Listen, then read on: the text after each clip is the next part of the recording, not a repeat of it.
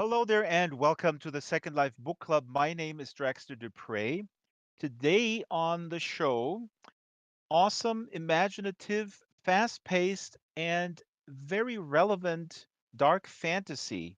And this comes from me, who is a sci fi a guy who used to argue at least 25 years ago that fantasy is all a waste of time. Read more sci fi. This dark fantasy is for young adults and adults approaching middle age, like. Um, well, yours truly. Now, what what can I possibly be talking about? If the camera can pan back and pan up a little bit, you see that I'm standing in front of a castle, and that castle is guarded, interestingly enough, by two statues of the lead singer and bassist of the band Thin Lizzy, a fellow by the name of Phil Lynott. Now, I think folks might know what's going on. We're talking about the Skullduggery Pleasant series. Now, Skullduggery is a skeleton in a suit. He's a detective. He's working on cases involving sorcerers, necromancers. He's incredibly funny. He's an incredibly kind person with a very serious guy at the same time. He's also ruthless to the bad guys, especially the ones who would love nothing more to bring back the faceless ones. Now, who are the faceless ones? I have no idea. What is more important is that Skullduggery has a partner. It's this teenage girl by the name of Stephanie, who then becomes Valkyrie Kane, a elemental mage. Valkyrie's uncle was a horror writer who died, who was possibly killed, and all this stuff was dreamed up by our guest Derek Landy. Derek is in the house, in the castle. So let me go into the castle right now. What is this here? I'm walking inside the castle, and look, there's a stack of books. This is actually a real stack of books that I'm standing in front of. HarperCollins sent me a whole box of books. I had the first four Skullduggery books. My son read them when we lived in California. Oh, hello, big crowd, big crowd. Hello, hello, hello. And right here on stage is a very good-looking fella in a suit, a hat, um, and he's possibly dead. This is Derek Landy, I suppose, because it says on his name tag. Derek, welcome to Second Life. How are you? Hello there. Hello. Now, I think yes, I am here. Wonderful.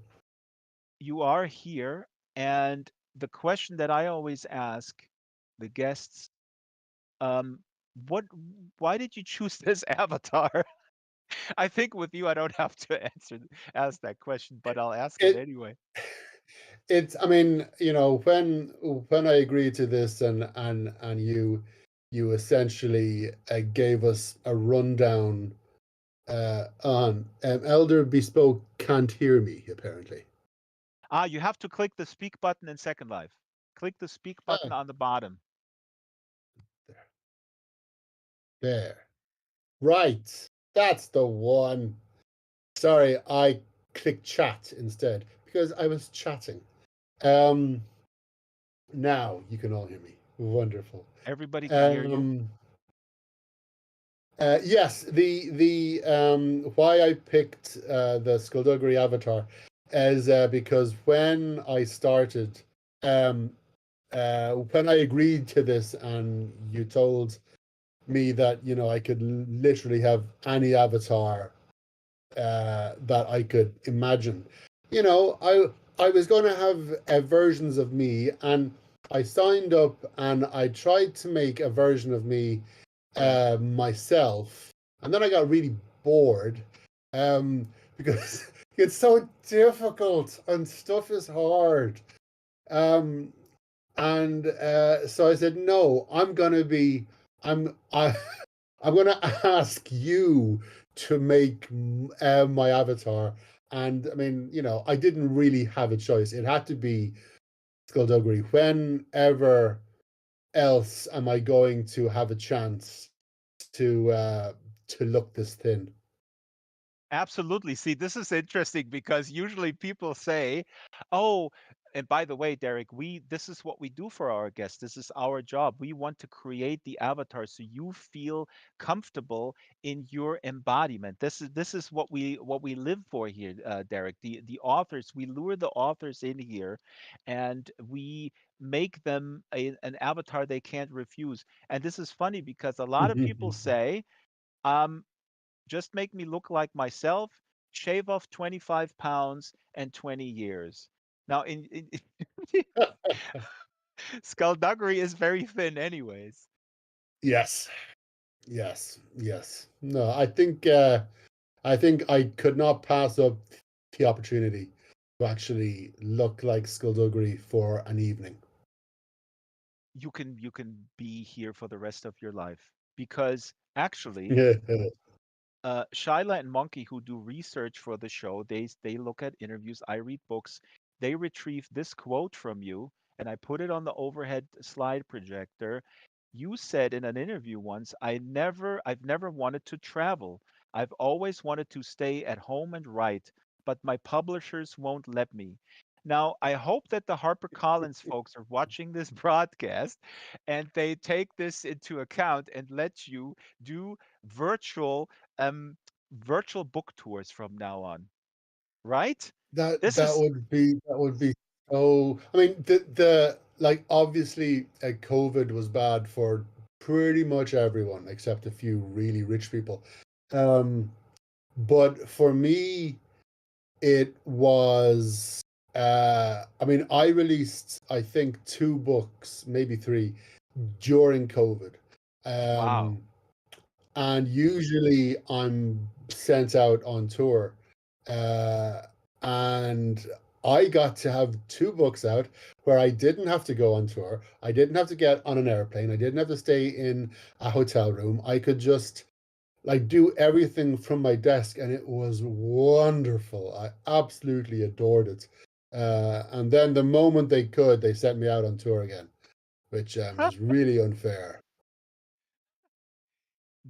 This is quite interesting. I mean, we'll continue the Second Life book club, and if any author is watching this and saying, I'm done with publishers sending me out on the road. I want to roll out of bed, click two buttons or three, and then be an avatar and sit in front of an audience. Um, with Skullduggery Superfan, who is right here on the bottom, he's going to read a little bit later. Um, then yeah, we'll have you covered. Now, I want to say, people in the chat on YouTube, welcome, and people here, of course, welcome. If you have questions, please do put them in there. If I don't address them, you can be persistent and just copy and paste them. Sometimes the chat goes quickly up, and I lose them. I want to kick off with a question to the audience. Who has read Skullduggery? What does Skullduggery mean to you? Put it in the local chat, or are you just a regular, or you just happen to be here? Do you not know who Skullduggery is, what the series is all about? And while folks are putting that in the local chat, I'll ask Derek. Now, what does Skullduggery mean to you? Uh, but first of all, I mean, how would you describe it? This kind of like maybe the elevator pitch, although I hate to It, ask that question, but then also what he means to you. Go ahead. it, basically, Skullduggery would be pretty much the culmination of everything I've ever wanted to write. Um, you know, it is fantasy because they use magic. It's crime. He's a detective. It's action and adventure. It's comedy. Mostly, it's I like to kind of ricochet off genres, and it I think it mostly ricochets off uh, the horror genre. Um, so it has a lot of horror tropes that I then get to play with. So it's about a skeleton sorcerer saving the world with a girl who grows up beside him. You know, in book one, she's 12. In the latest book, she's 26. So yeah, and it's every